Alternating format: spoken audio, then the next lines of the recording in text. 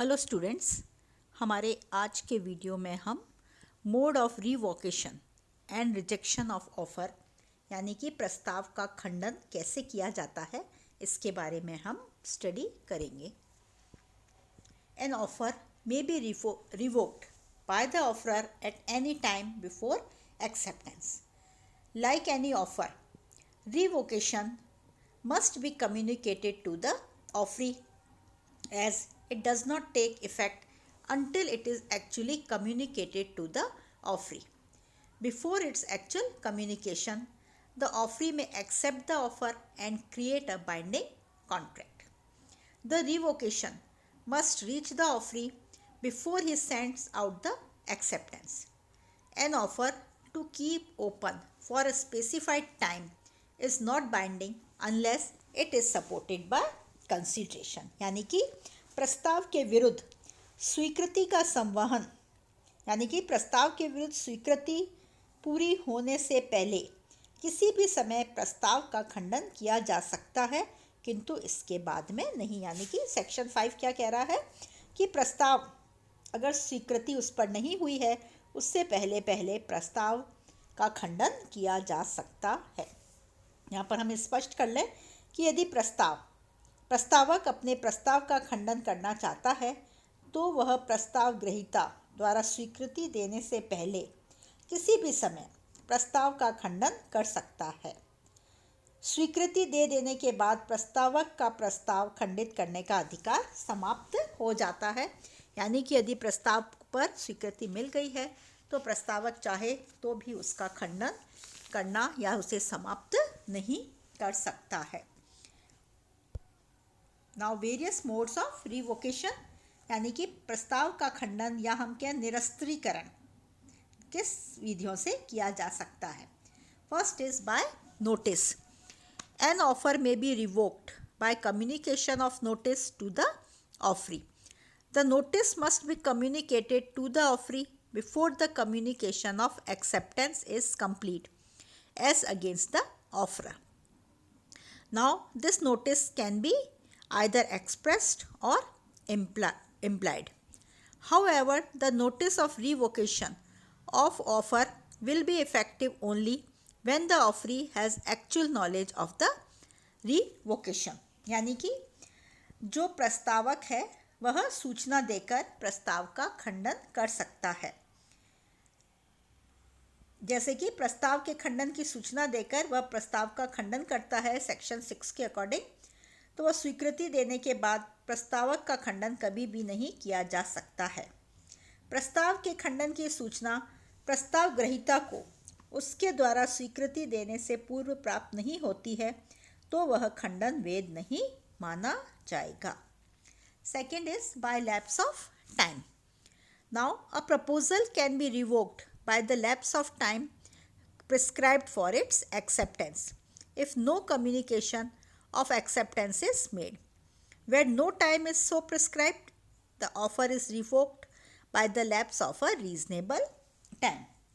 यानी कि निर्धारित अवधि के समाप्त होने पर यदि प्रस्तावक ने प्रस्ताव की स्वीकृति के लिए कोई समय या अवधि निर्धारित कर दी है और प्रस्तावकर्ता उस अवधि में स्वीकृति देने में असमर्थ रहता है तो प्रस्ताव अपने आप समाप्त हो जाता है। यदि निर्धारित अवधि से पूर्व ही प्रस्ताव का खंडन किया जाता है तो वह भी वैध खंडन माना जाएगा। जैसे कि ए ने बी को कहा है कि अगर तुम्हें मेरा मकान खरीदना है तो मुझे 10 दिन के अंदर जवाब देना। अब यदि वह 10 दिन में जवाब नहीं देता है तो ऐसी स्थिति में प्रस्ताव अपने आप ही रद्द माना जाएगा। Next is by failure to fulfil condition.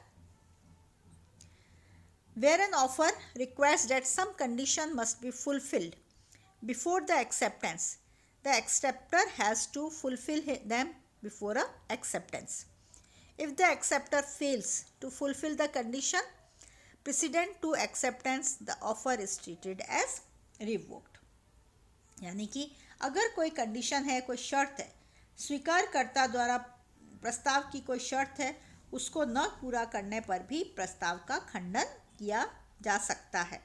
जैसे हम कहें कि यदि स्वीकारकर्ता ने प्रस्ताव के साथ ये शर्त लगा दी है कि वह शर्त पूरी होगी तभी उसकी स्वीकृति को वैध माना जाएगा।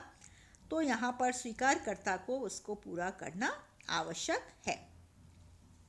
जैसे कि ए ने बी को कहा कि अगर तुम मेरा मकान खरीदना चाहते हो तो मुझे तुम पेशगी के रूप में, एडवांस के रूप में 1,00,000 रुपया दोगे। ठीक है, अगर वो नहीं देता है या वह देने में असमर्थ है और कहता है कि मैं बाद में दूंगा, तो यहाँ पर वह स्वीकृति नहीं मानी जाएगी। Next is bye death of the offeror, यानी कि जो ऑफरर है उसकी डेथ होने पे। Now an offer stands revoked if the offerer dies or become incense before acceptance and the fact of his death comes to the knowledge of the acceptor before acceptance.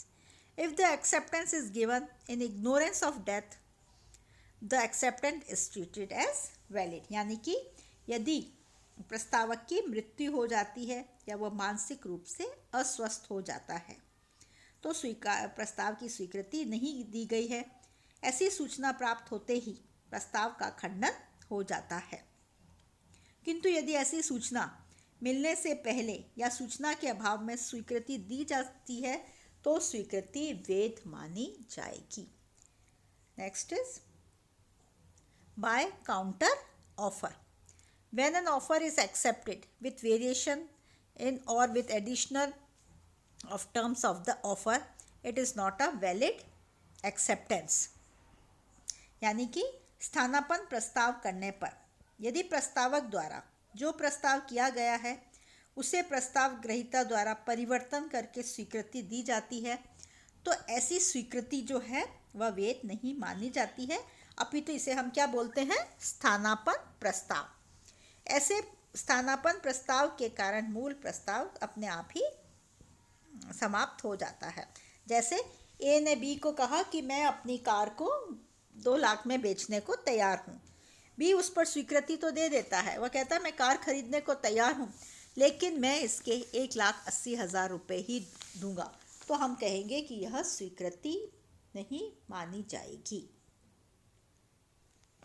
Bye non acceptance of the offer according to the prescribed or usual mode, where the offeree has not accepted the offer according to the prescribed mode, the offerer may reject the acceptance and inform about it to the offeree within a reasonable time. यानी कि प्रस्तावक ने जिस तरीके से प्रस्ताव को स्वीकार करने के लिए कहा है उसने उस तरीके से स्वीकार नहीं करके दूसरे तरीके से स्वीकार किया है तो प्रस्तावक चाहे तो प्रस्ताव को रिवोक कर सकता है।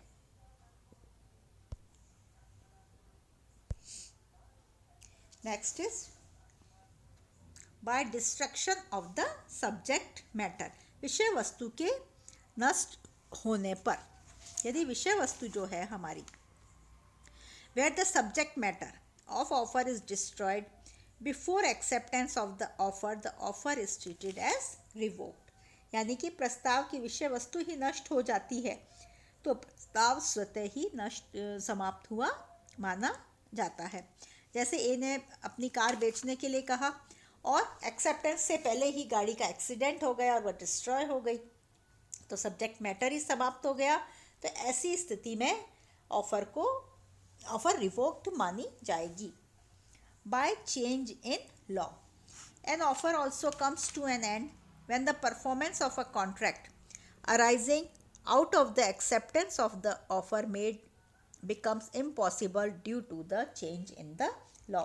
यदि कानून में कोई परिवर्तन हो जाता है और उसकी वजह से अब प्रस्ताव को लागू करना संभव नहीं है तो उस प्रस्ताव की स्वीकृति से उत्पन्न होने वाले ठहराव का निष्पादन करना संभव नहीं होता है और ऐसी स्थिति में ऐसा प्रस्ताव स्वतः ही नष्ट हो जाता है। By rejection of an offer, when the offeree straightforward communicates his refusal to accept the offer, it means he is rejecting the offer. The offer is said to be revoked. A rejection may be expressed or implied.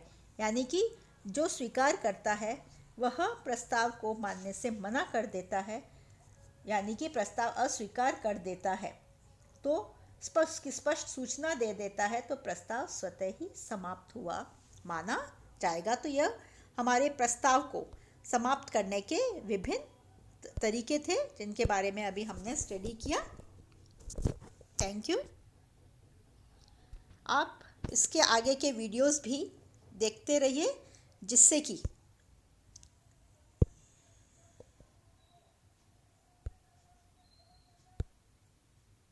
Thank you.